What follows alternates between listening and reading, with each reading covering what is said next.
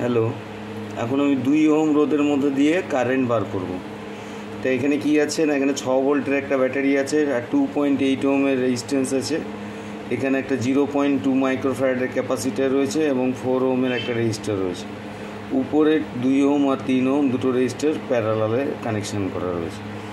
তাহলে আমাকে 2 ওহমের মধ্যে দিয়ে কারেন্ট বার করব।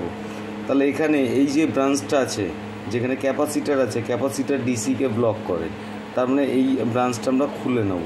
তাহলে তার পরিবর্তে আমরা কী পাবো না, সিম্পলিফাইড ফর্ম পাবো হচ্ছে 2 ওহমের সঙ্গে 3 ওহম প্যারালাল, তার সঙ্গে 2.8 ওহম সিরিজ। তার মানে 2 ওহমের সঙ্গে 3 ওহম প্যারালাল, তার মানে হচ্ছে 3 দুগুণে 6 গুণফল বাই যোগফল, তার মানে 1.2 ওহম। 1.2 ওহমের সঙ্গে আমার যোগ হবে হচ্ছে 2.8 ওহম, যেহেতু সিরিজ আছে। তার মানে 2.8 ওহম হলে হচ্ছে 4 ওহম।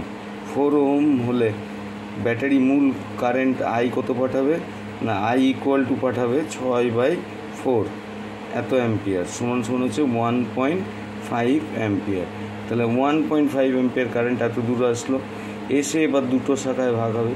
2 অ্যাম্পিয়ারে যাবে মনে করলাম I2, তাহলে I2 ইকুয়াল টু হবে মূল কারেন্ট আই ইন্টু অপর রেজিস্ট্যান্স 3 বাই টোটাল রেজিস্ট্যান্স 3 + 2 মানে হচ্ছে 5।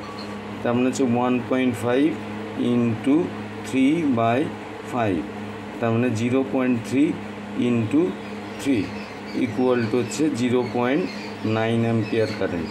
তার মানে 2 ওহম রেজিস্ট্যান্সের মধ্যে দিয়ে আমরা 0.9 অ্যাম্পিয়ার কারেন্ট পাস করব। That's all.